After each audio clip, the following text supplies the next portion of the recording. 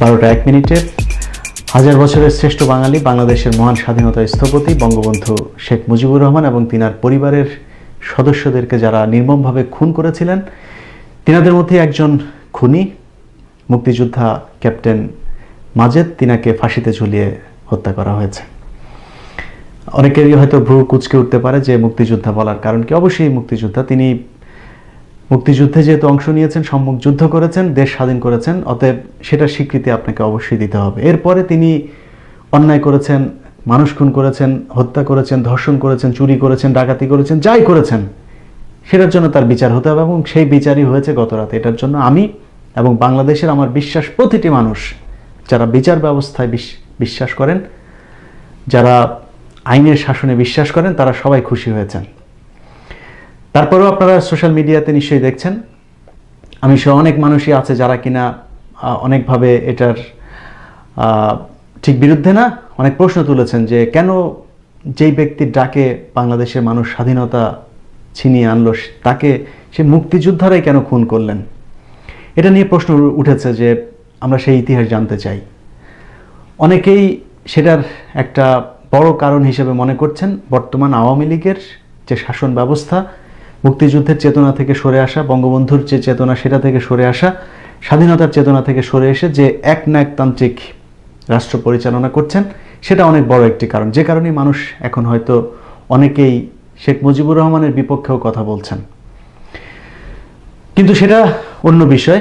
মূল বিষয় হচ্ছে যে বিচার হয়েছে সেটা নিয়ে আপনি সন্তুষ্ট কিনা। আমি ব্যক্তিগতভাবে মনে করি আমি শতভাগ সন্তুষ্ট, কারণ শেখ মুজিবুর রহমানের রাষ্ট্র পরিচালনায় যদি কোনো ত্রুটি থাকে, প্রতিটা মানুষের যদি কাজ করে তাহলে সেটা ত্রুটি থাকবে, এটা খুবই স্বাভাবিক। ত্রুটি মুক্ত পৃথিবীতে একজন মানুষও নাই। তো সেই ত্রুটির কারণে তিনার বিচার হতে পারত অন্যভাবে। সেটার জন্য শেখ রাসেল দায়ী না, সেটার জন্য যে গর্ভবতী মাদেরকে সেদিন খুন করা হয়েছে তিনারা দায়ী না।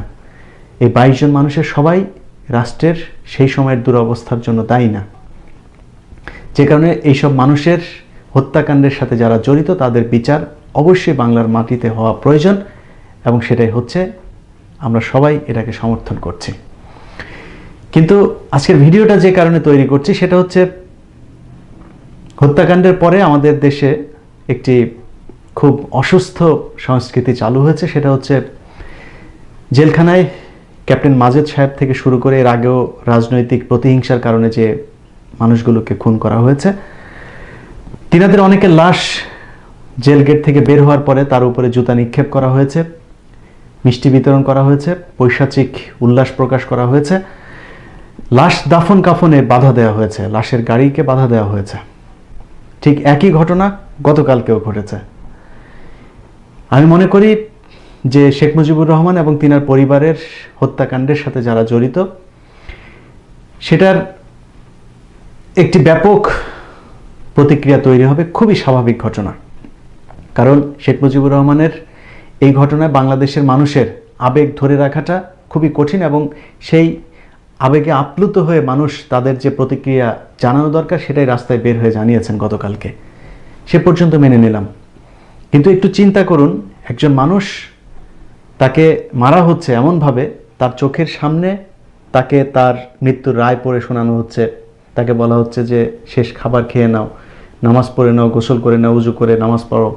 তারপরে তার গলায় দড়ি দেওয়া হচ্ছে, মাথায় কালো টুপি পরিয়ে দেওয়া হচ্ছে, এরপর তাকে ঝুলিয়ে ফাঁসিতে মারা হচ্ছে। একজন মানুষের নিঃশ্বাস বন্ধ করে তাকে দড়ি দিয়ে টেনে তারপর খুন করা হচ্ছে। আর কি চান? একজন মানুষের অন্যায়ের জন্য বাংলাদেশের সর্বোচ্চ শাস্তি যেটা, সেটাই তো তিনি পেয়েছেন। আপনার যদি মনে হয় যে আরও বেশি শাস্তি প্রয়োজন, করুন, যে হাত কেটে ফেলা হবে, পা কেটে ফেলা হবে, যেটা সৌদি আরবের মুসলিম আইন অনুযায়ী যেটা আছে, করুন, সেটা আমরা মানব, কোনো সমস্যা নেই। কিন্তু আপনাদের সর্বোচ্চ শাস্তি দিচ্ছেন, সেই শাস্তির পরে একজন মানুষ মারা যাওয়ার পরে আপনি তার লাশের উপরে পৈশাচিক আনন্দ উল্লাস করছেন। কিন্তু এই একই ঘটনায় যখন ওবায়দুল কাদের অসুস্থ হচ্ছে, যখন আওয়ামী লীগের, ছাত্রলীগের, যুবলীগের, মহিলা লীগের একজন মানুষ মারা যাচ্ছে, তখন যখন মানুষ উল্লাস করছে, ব্যঙ্গাত্মক কথা বলছে, ইন্নালিল্লাহ না বলে তারপরে সোশ্যাল মিডিয়াতে আলহামদুলিল্লাহ বলছে, তখন কিন্তু আবার আপনাদের খুব মানবতা জেগে ওঠে। সেই মানবতা হচ্ছে আপনাদেরকে কেন মৃত মানুষকে নিয়ে কথা বলা হয়, তো আপনাদের মানবতা এত তখন ধারালো হয়ে যায়। তো যখন সাকা চৌধুরীর কবরের পাশে গিয়ে কবর ভাঙচুর করা হয়েছে, তখন আপনাদের এই মানবতা কোথায় ছিল? তখন তো আপনার মানবতা ভোতা হয়ে গিয়েছিল। যখন কিনা কাদের মোল্লা, যাকে কিনা রাজনৈতিক কারণে খুন করা হয়েছে, তিনার লাশের পাশে গিয়ে উল্লাস করেছেন। আপনারা জানেন না এই বিষয়গুলো? জানেন তো। তখন আপনাদের মানবতা কেন ভোতা হয়ে থাকে? তখন এত ধারালো কেন হয় না? কিন্তু আজকে যেহেতু ঘটনাটা আপনাদের দলের বিরুদ্ধে গেছে, সে কারণে আপনারা এত মানবতা দেখাচ্ছেন। কোনো সমস্যা নেই, আপনারা মানবতা দেখান। কিন্তু আজকের যে ব্যক্তিটা মারা গেল, আপনি তো এই প্রজন্মের, তাই না? আপনারা শুনেছেন, আমরা তো দেখি নাই, আমরা শুনেছি। যারা আজকে রাস্তায় আমাদের বয়সী মানুষজনই তো, যুবকরাই তো দাঁড়িয়েছে। আপনারা তো এই প্রজন্মের, কিংবা সেই সময় বেঁচে থাকলেও আপনাদের বয়স খুবই ছোট ছিল। যেসব ভোলার এমপিদের নেতৃত্বে আজকে ব্যারিকেড তৈরি করা হয়েছে, তার লাশ নিতে দেওয়া হয় নাই, তাদের বয়স খুব বেশি ছিল না। তারা দেখেনও নাই শেখ মুজিবুর রহমানকে, জানেনও না, বুঝেনও না সেই সময় শাসন ব্যবস্থা কেমন ছিল। তো আপনাদের পিতা কিংবা আপনাদের দাদারা তো সরাসরি দেখেছেন, নিজেদের চোখের সামনে এতগুলো মানুষকে খুন করা হয়েছে। তিনাদের চেতনা তো আরও বেশি দাঁড়ানোর কথা, তাই না? তো তিনারা কই ছিলেন সেদিন? কেন শেখ মুজিবুর রহমানের হত্যাকাণ্ডের পর তিনাকে 570 সাবান দিয়ে গোসল করানো হয়েছিল? কেন 9 জন মানুষ তিনার জানাজায় অংশ নিয়েছিল? কেন ঢাকা শহরে মানুষ মিষ্টি বিতরণ করার পরে, ট্যাঙ্কের উপরে দাঁড়িয়ে দাঁড়িয়ে উল্লাস প্রকাশ করার পরে সেটার বিরুদ্ধে আপনারা কোনো প্রতিবাদ তৈরি করতে পারেন নাই? এত বড় একটা বাহিনী, আপনাদের রক্ষী বাহিনী, সেই বাহিনী একটা গুলিও করতে পারে নাই। সারা বাংলাদেশে একজন মানুষ, আপনাদের কি মানবতা তখন জেগে ওঠে নাই? আপনাদের এখন যে চেতনা, সেই চেতনা তখন দাঁড়ায় নাই? একজন মানুষের দাঁড়ায় নাই যে তখন বুকের তাজা রক্ত দিতে পারেন? কই, কেন দাঁড়ান নাই? আজকে 40-50 বছর পরে এসে আপনাদের এই চেতনা এমনভাবে দাঁড়ায় গেল যে আপনারা লাশ পর্যন্ত নিতে দিচ্ছেন না। আপনারা চোখের সামনে দেখেন না, আপনাদের যিনি সর্বোচ্চ পর্যায়ে আছে, তিনার তো পিতা, তিনার তো ভাই, তিনার তো বোন মারা গিয়েছিল, তিনার আত্মীয় স্বজন মারা গিয়েছিল, তাই না? তিনি তিনার পাশে আজকে হাসানুল হক ইনুকে নিয়ে এসে বসান। তিনার জানার দরকার নেই। আপনারা যারা সাধারণ মানুষ, আমাদের মতো সাধারণ মানুষ জানি যে এই আজকের হাসানুল হক ইনি, যিনি আজকে মন্ত্রণালয়ের মন্ত্রী হিসেবে দায়িত্ব পালন করছেন, মতিয়া চৌধুরী, তিনাদের অবদান, তিনাদের সেই সময়ের চরিত্র কেমন ছিল। তারপরে কর্নেল তাহের, সেই কর্নেল তাহের, আপনারা যাকে আজকে খুনি বলছেন, জিয়াউর রহমান সাহেবকে, সেই জিয়াউর রহমানের সেদিন কিন্তু বিতর্কিত কোনো ভূমিকা ছিল না। জিয়াউর রহমান বন্দী ছিল। যেদিন 3রা নভেম্বর জেল হত্যা দিবস হয়, সেদিন 7ই নভেম্বরের যে সিপাহী বিপ্লব, সেই সিপাহী বিপ্লবে আপনার কর্নেল তাহের, তিনি হচ্ছে গিয়ে জিয়াউর রহমান সাহেবকে উদ্ধার করে এনেছেন। তো সেই কর্নেল তাহের তো আলটিমেটলি আপনাদের বিপক্ষে কাজ করেছেন। 1972 সালের ডিসেম্বরের জাসদ গঠন হওয়ার পর থেকে এই কর্নেল তাহেররা কি করে নাই শেখ মুজিবের বিরুদ্ধে? একটা দিন শান্তিতে বসবাস করতে দেয় না শেখ মুজিবুর রহমানকে এই জাসদ।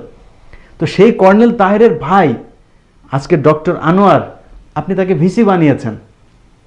সেটা বাদ দিলাম, যেই ব্যক্তি কিনা এই ঘটনার সরাসরি বেনিফিশিয়ার, সেই এইচটি ইমাম, বঙ্গবন্ধু হত্যাকাণ্ডের পরের দিনের যে মন্ত্রিসভা, সেই মন্ত্রিসভার মন্ত্রী পরিষদ সচিব ছিলেন। আপনি জানেন না এগুলি? কই, আপনাদের চেতনা তো দাঁড়ায় না। অথচ সেই এইচটি ইমাম আজকে রাষ্ট্রের দ্বিতীয় ক্ষমতাধর ব্যক্তি, যার প্রতিটি লাইন শেখ হাসিনা মেনে চলে তারপরে বাংলাদেশ আজকে পরিচালনা করছেন। আরও শুনবেন, খন্দকার মুস্তাকের মাটি হয়েছে কোথায় ভাই? কোথায় মাটি হয়েছে? এই বাংলাদেশে মাটি হয়েছে। যান না কুমিল্লায়। কোথায় ছিল আপনাদের বাপ দাদারা সেদিন? সেই মাটিতে কিভাবে আপনারা মাটি দিয়েছেন? অথচ আজকে আপনারা ক্যাপ্টেন মাজেদের মাটি দিতে দিবেন না, সেখান থেকে ভোলায় মাটি দিতে দিবেন না। এই জন্য তারা রাতের অন্ধকারে মাটি দিয়েছে নারায়ণগঞ্জে। সেই নারায়ণগঞ্জের থেকে এখন আপনারা বলছেন যে লাশ তুলে ফেলবেন, তুলে নদীতে ভাসিয়ে দিবেন। ভাই, আপনারা যে এত লাশ ভাসিয়ে দিতে পারেন, সেটা কেন 75-এ দেখান না একটুখানি? একটু দেখালেই তো সেদিনের পরিবেশটা অন্যরকম হতে পারতো। শেখ হাসিনার বোন এই দীর্ঘ সময় তারা দেশে আসতে পারে নাই। কেন পারে নাই? 75 থেকে জিয়াউর রহমান যেদিন তাদেরকে দেশে নিয়ে আসলেন, তার 15 দিন পরে জিয়াউর রহমান মারা গেলেন। আজকে জিয়াউর রহমানই খারাপ। যারা আপনাদেরকে এতদিন বাইরে রাখলো তারা ভালো, আর জিয়াউর রহমান হচ্ছে খারাপ, কারণ জিয়াউর রহমান আপনাদেরকে দেশে নিয়ে এসেছিল, এসে রাজনীতি করার সুযোগ দিয়েছে। আজকে আপনারা ক্ষমতায় আছেন। আসলে আজকে যারা এই ক্ষমতা দেখাচ্ছেন, লাশ আটকে দিচ্ছেন, লাশ কবর থেকে তুলে ফেলছেন, এসব ক্ষমতা কিন্তু শুধুমাত্র চাল চুরি, গম চুরি, টাকা চুরি, তারপরে হচ্ছে গিয়ে ওই শেখ হাসিনা, শেখ মুজিব, শেখ রাসেল ওনাদের নাম ভাঙিয়ে দোকানপাট, অফিস টফিস করে জায়গা দখল, এইসবের জন্য। আসল চেতনা কিন্তু আসলের চেতনার জায়গায় নাই। যারা আজকে খুব বেশি বড় বড় কথা বলেন, এই যে শাওন, আপনার ইব্রাহিম হত্যাকাণ্ডের কথা মনে আসে আপনাদের নিশ্চয়ই 2010 সালে। সেই ইব্রাহিম হত্যাকাণ্ড নিয়েই তো আপনার ফাঁসি হবে, আপনি দেশে থাকবেন না, আগে ছিলেনও না। সবচাইতে বেশি ধমক যে দেয় শামীম ওসমান, আজ পর্যন্ত বিরোধী দলে গেলে তিনি দেশে থাকেন নাই। 2001 সাল থেকে 7 সাল পর্যন্ত ছিল না, যান খোঁজ নেন, একদিনও দেশে ছিল না। কিন্তু এরাই কিন্তু পটকা ফোটায় বেশি। আপনারা যারা আজকে এই করবেন সেই করবেন, এই গত কয়েকদিন আগে একটা ফেসবুকের পোস্টে গিয়ে কমেন্ট করেছিলাম পত্রিকার, সেখানে ঢাকা বিশ্ববিদ্যালয়ের ফার্মেসি বিভাগের এক ছাত্র রিজন রয়, হিন্দু, তিনি ধমক দিয়েছেন তোকে ধরে এনে তারপরে এই করা হবে সেই করা হবে, নানান কথাবার্তা। আমি সেখানে গিয়ে শুধু লিখেছি যে তোকে, তোর আইডিটা আমি সেভ করে রাখলাম, শুধু এইটুক কথা লিখেছি যে তোর আইডিটা সেভ করে রাখলাম। 1 মিনিটের মধ্যে সে তার কমেন্ট ডিলিট করে চলে গিয়েছে সেখান থেকে। এত সাহস! তারপর আমি বলছি না যে আপনাদের কিছু করার ক্ষমতা নেই, হ্যাঁ এখন আপনাদের অনেক কিছু করার ক্ষমতা আছে। ছাত্রলীগ, যুবলীগ, আপনাদেরকে এখন বাংলাদেশের কোটি কোটি মানুষ ভয় পায়, অনেক মানুষ ভয় পায়, কিন্তু আপনাদের কত হ্যাডম এটা কিন্তু আমাদের চোখের সামনে ঢাকা বিশ্ববিদ্যালয়ে আমরা দেখেছি। যখন বিএনপি ক্ষমতায় ছিল আপনারা মধুর ক্যান্টিনে যেতে পারেন নাই। ঢাকা বিশ্ববিদ্যালয়, চিটাং বিশ্ববিদ্যালয়, কুষ্টিয়া বিশ্ববিদ্যালয়, সেখানে সাংগঠনিক কার্যক্রম পর্যন্ত করতে পারেন এই শিবিরের জন্য। অতএব আজকে কথায় কথায় সকালে একটা করে শিবির ধরেন, দুপুরে আরেকটা শিবির ধরেন, বিকালে 3টা শিবির ধরেন, দিনে 4টা-5টা শিবির নাস্তা করেন আপনারা। এই এত মানে পাকনামি কিন্তু সেই সময় ছিল না। আমরা ভবিষ্যতে আপনারা যখন ক্ষমতায় থাকবেন না, তখন আমরা দেখতে চাই যে রাজপথে আপনারা এরকম হ্যাডম দেখাচ্ছেন। সেদিন পর্যন্ত ইনশাল্লাহ আমরা যদি বেঁচে থাকি তাহলে দেখব বাংলাদেশের পরিস্থিতি, যে 75-এ আপনাদের চেহারা যেমন ছিল, 2003 সালে শেখ হাসিনাকে যখন মেরে ফেলা হয় তখন আপনাদের 2 দিন হরতাল দিয়েছেন, এরপরে আর কারো কোনো খোঁজ খবর নেই। কি করতে পেরেছেন আপনারা? কি করেছেন বলেন? আপনাদের নেত্রীকে খুন করে ফেলেছিল প্রায়, কি করেছেন? সেখানেও তো প্রায় 21 জন 22 জন মানুষকে খুন করা হয়েছে। পেরেছেন কিছু করতে? কিচ্ছু করতে পারেন। অতএব জিনিসটা মাথায় রেখেন, পেছনে পুলিশ যতক্ষণ আছে ততক্ষণ আপনাদের খুব ধমক টমক, হেডম টেডম এগুলি দেখান। পুলিশ না থাকলে আপনারা কিছুই করতে পারবেন না। এই জিনিসটা, এই বাস্তবতাটা মেনে নিন। আজকে যে ব্যক্তিকে নিয়ে কথা বলছেন তাকে আল্লাহ শাস্তি দিয়েছেন, তারপরেও যদি নাকি আপনার মনে হয় যে তার আরও শাস্তি পাওয়ার দরকার, আল্লাহ দিবেন, আল্লাহ দিবেন। আপনি তো সেটার জন্য যা কিছু করার দরকার সর্বোচ্চ শাস্তি দিয়েছেন। আর যদি না করেন সেটার জন্য আপনাদেরই সমস্যা হবে। ধরুন আজকে আপনারা যে সংস্কৃতি চালু করে গেলেন, কালকে শেখ হাসিনা মারা যাবে, পরশু শেখ রেহানা মারা যাবে, তারপরের দিন আমি মারা যাব, আপনি মারা যাবেন, আপনাদের লাশ নিয়েই এরকমই হবে। কারণ আপনি আরেকজনকে নিয়ে যেটা করেছেন, যে সংস্কৃতি আপনাদের এখন, ওবায়দুল কাদের যখন অসুস্থ হয় তখন মানুষ পত্রিকার যে কমেন্ট অপশন আছে সেখানে গিয়ে বলেন যে তাড়াতাড়ি মর, তারপরে কাকা হাবি যাবি, অনেক কথাবার্তা বলে। দেখেন না, একজন ছাত্রলীগ মারা গেলে মানুষ আলহামদুলিল্লাহ বলে, যুবলীগ মারা গেলে আলহামদুলিল্লাহ বলে। সেখানে এসে কিন্তু আপনারা মানবতা দেখান, যে মানবতা কি আপনাদের, ওই কেন এখানে করা হলো, কেন এরকম মৃত ব্যক্তিকে নিয়ে কথা বলা হচ্ছে। তো এই জায়গায় এসেও আপনাদের মানবতা দেখানো উচিত ছিল। যদি এটা দেখাতে পারতেন তাহলে ভবিষ্যতে আপনারা অন্তত নিশ্চিত থাকতেন যে আপনাদের লাশের উপরে কেউ জুতা মারবে না।